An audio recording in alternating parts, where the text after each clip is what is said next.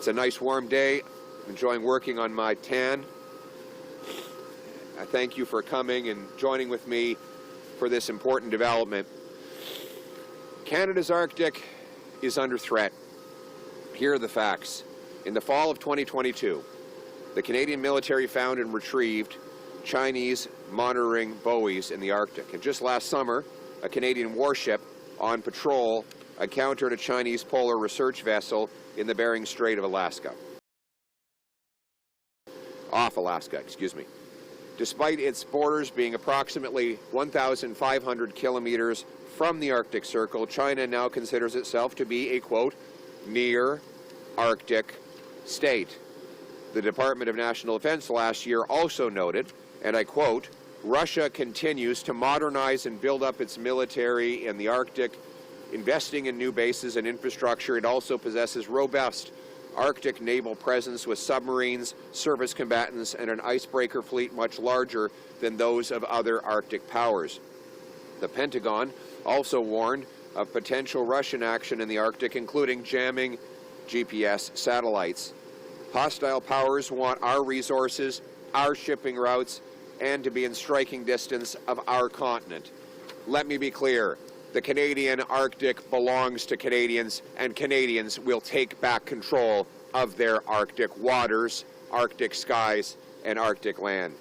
After 9 years of liberal incompetence and disdain, our military is weakened and our allies no longer respect us. Our safety, territory, and trade with the U.S. requires we take back control of our north. This gigantic area makes up 40% of our land mass and 75% of our coastline. 140,000 patriotic Canadians call it home across 72 communities. Since time immemorial, the Indigenous peoples have triumphed over harsh climate, harvested land and sea for food, and passed their precious traditions on to their children and down the ages. We grew up on the folklore of fur traders, explorers, and others who charted the Northwest Passage. Writers like Robert Service, artists like the Group of Seven, and Inuit sculptors shaped our polar identity. We are the true North, strong and free. As the world grows more dangerous, our brave men and women in the Canadian Armed Forces, especially the mighty Canadian Rangers, must have the resources that they require. That's why the last Common Sense Conservative government invested in the North, the Arctic Patrol Ships Project, on top of investing in the naval facility in Nanisivik, which is due to go online this year. But then the Liberals took office and failed our North and our forces. And Canada still doesn't have a permanent military base in the Arctic, while at the same time Russia has reopened Soviet bases and expanded its Navy's northern fleet over the last few decades. They've also developed new hypersonic missiles designed to evade NATO's defenses. What do you think they want those for? Russia even has ground force bases within the Arctic Circle, and they have more bases within the Arctic Circle than all NATO forces combined. This is a wake-up call. We need to become self-reliant and protect our interests and our sovereignty. That's why I'm announcing today part of my Canada First plan to take back control of the Canadian Arctic. One, we will double the size of the first patrol group of the Canadian Rangers from 2,000 to 4,000 Rangers. The Canadian Rangers provide self-sufficient mobile forces to support the military. They often report suspicious and unusual activities while providing local knowledge and expertise to the broader Canadian forces. Two, we will acquire 2 additional polar icebreakers for the Royal Canadian Navy. These icebreakers will be on top of the current icebreakers that Seaspan and Davie shipyards are already building for the Coast Guard. The Liberals have promised these 2 heavy icebreakers, but not said when they will deliver them. I will deliver the Coast Guard icebreakers by 2029. And they will be on top of the 2 new Navy icebreakers that I just mentioned. So to sum up, under our common sense conservative plan, Canada will get 2 new heavy icebreakers for the Coast Guard and 2 new heavy icebreakers for the Canadian Navy.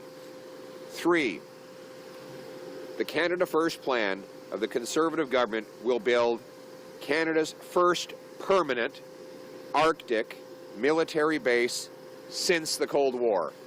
It will be CFB Iqaluit, right here in this community. We will build it in consultation with military experts, local government leaders, and the Indigenous population. Iqaluit already has a functional a forward operating location and a functional airport and seaport that can accommodate the Canadian forces. Iqaluit already has between 7,000 and 9,000 people, so the base would not be isolated and would bring increased quality of life and economic development to this important city. The base will host the Royal Canadian Air Force Wing. It will launch F-35s as fighter jets. It will also provide a place to launch and land Poseidon P-8s that will deter threats and carry out search and rescue, anti-submarine warfare, intelligence, surveillance, and reconnaissance work. The Royal Canadian Navy and Coast Guard could also continue to use Iqaluit's seaport as a base of operations to conduct maritime surveillance and icebreaking in Canada's Northwest Passage and beyond. It would also help NORAD detect, deter, and if necessary, destroy any incoming threats. It will fuel local economic development, transportation, and infrastructure. All of these improvements will be funded by dramatically cutting foreign aid, most of which, or a lot of which, goes to dictators, terrorists, and global bureaucracies. We've got enough problems at home. We've got our own backyard to protect. We can't be sending billions of dollars to other places. Often much of it is wasted and stolen and swallowed up by bureaucracies that act against our interests. I will be bringing our money home with massive cuts to these wasteful and corrupt foreign aid grants. So Canadians will decide, with Trudeau, Carney, Liberals, more and more billions of dollars will go to global and globalist organizations, while our people at home are starving and our military is unable to defend our territory. Or they can bring it home with common sense conservatives who will make sure our money serves our people, our sovereignty, and our interests. And we will also go ahead with the already planned defense update, NORAD modernization plans that include, among other things, advanced air-to-air missiles, air-to-air refueling aircraft, upgrades at the forward operating locations in Inuvik, Yellowknife, Goose Bay, and of course the new base here in Iqaluit. Other upgrades include early warning aircraft, northern operational support hubs, new submarines to replace the failing Victoria-class fleet, tactical helicopters, and a new satellite ground station in the Arctic. Common sense conservatives will deliver all of these things faster than the current Liberal plan by cutting red tape and delays. If we are to be a sovereign, self-reliant nation, we must take control of our north, secure all of our borders, and stand on our own 2 feet. We cannot count on the Americans to do it for us anymore. This is a reality. This is the wake-up call.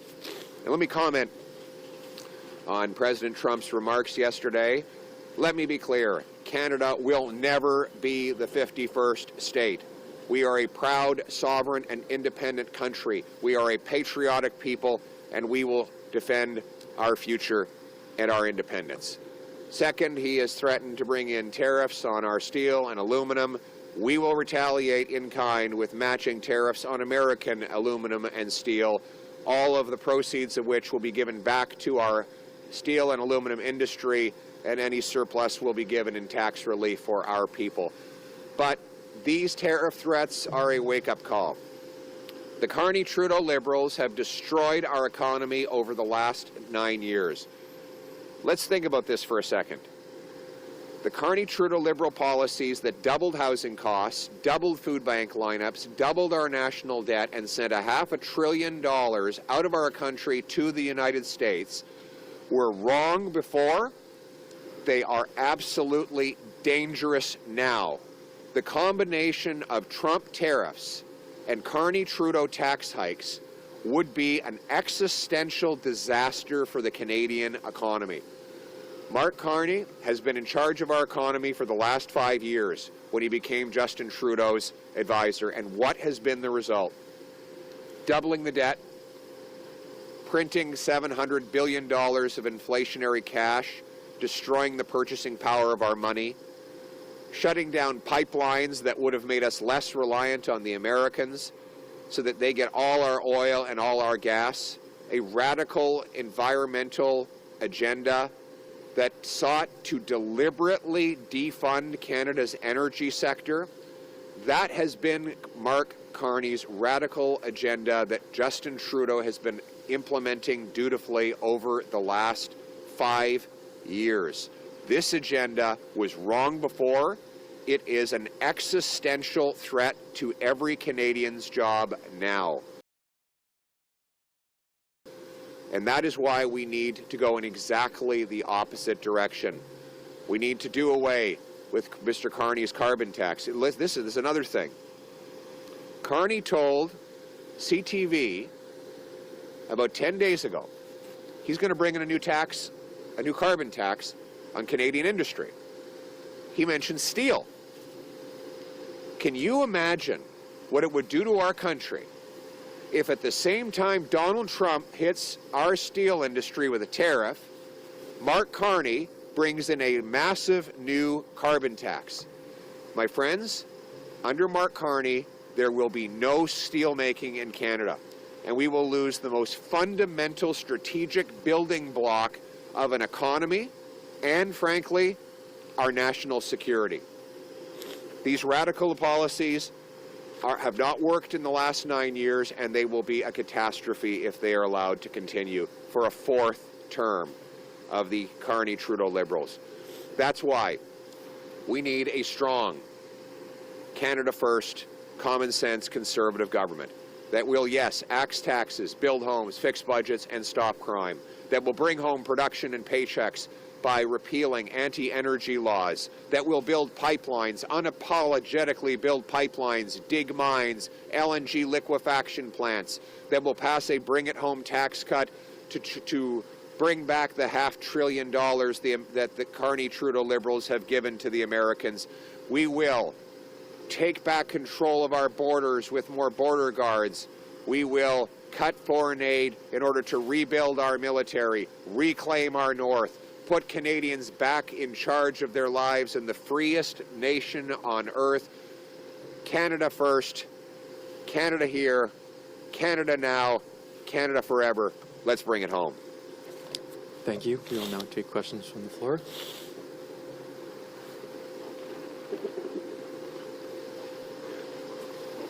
Thank you. Good morning, Mr. Poilievre. Yes. Artie Sarkisian from Nunatsiag News. Can you please repeat the answer both in English and French, if that's okay?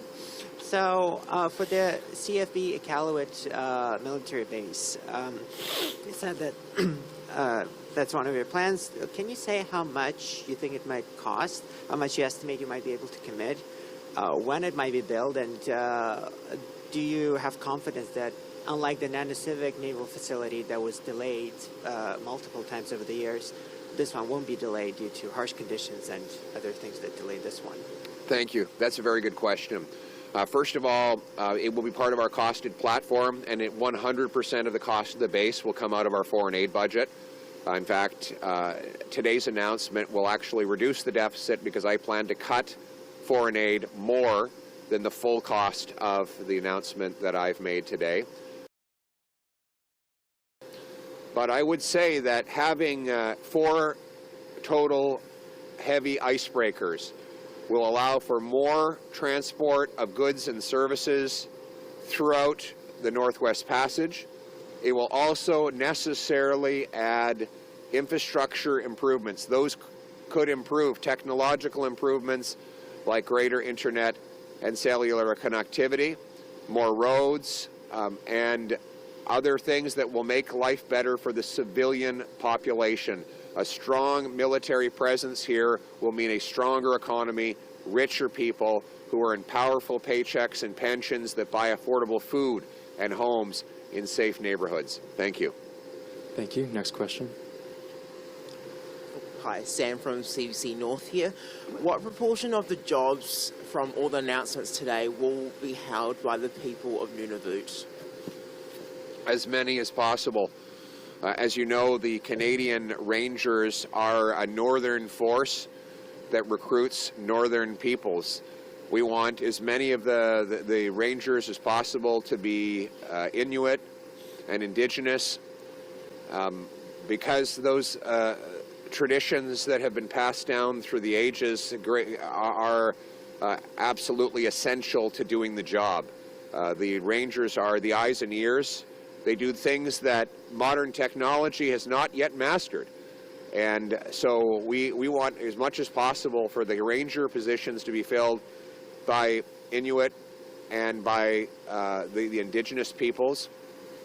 Furthermore, we see a lot of opportunities for recruitment in the North for the Canadian military that will give jobs and skills to the youth in the region. I also have no doubt that young people who are starting to get into the trades here in Iqaluit are going to be extremely busy. So my message to the youth of Iqaluit and of the North in general, study the trades, get into the trades, because there's going to be a lot of trades work necessary to build this base. Do you have anything to add to that, James? Yeah, I'll just say that when we start looking at expanding base infrastructure here, as well as upgrades to the North Warning System, the upgrades in the NORAD modernization program, as well as the forward operating locations throughout the North, that's all going to take a pile of local skills and local manpower to build this infrastructure. I'd also say that as we move forward, and if we need more and more energy, we're going to be looking at things like small nuclear reactors, and those modular reactors will not just power bases, but will power communities. And so where we can co-locate, like we're going to do here with CFB Iqaluit, there's going to be shared infrastructure for both the community as well as the base that is going to actually improve the quality of life for everyone. Thank you. This will be the final question. Very much for your question on food inflation. The Carney-Trudeau Liberals have caused the worst food inflation in 40 years. Since Carney became Trudeau's top economic advisor in 2020, we've had the worst food inflation. In fact, food prices have gone up 37% faster under Carney-Trudeau than they did in the United States during the same time. You can't blame COVID or Ukraine for that. You have to blame the Carney carbon tax. Carney now says he'll quickly pause the tax for the election before bringing back an even bigger tax after the election, which would cause starvation in many communities. I will axe all the carbon taxes. We will remove barriers to interprovincial trade so our farmers can more affordably deliver food to our northern peoples. We will, if necessary, boost funding for Nutrition North so we can get foodstuffs here. And I will assure you that every penny that I collect in counter tariffs will be used to reduce other taxes so that Canadians can afford to eat, heat, and house themselves. Finally, hunting rifles. The Carney-Trudeau Liberals have said they want to ban hunting rifles. That would be a lethal decision in northern communities. It's hard for people in the South to understand this, but hunting is not a hobby in the North. It is actually a survival. There are many families for whom the majority of protein calories actually come from hunting and fishing. You ban hunting rifles, as the Trudeau-Carney Liberals have tried to do, you starve families. So I will reject the radical Trudeau-Carney policy of banning hunting rifles. Under common sense Conservatives, people in the North, people everywhere in Canada can know with certainty you will keep your hunting rifles. We will lock down the borders against gun smugglers and gangsters. We will go after the real criminals, not the Indigenous hunters, the farmers, and the patriotic Canadians that we love so much. Thank you very much. Let's bring it home for Canada.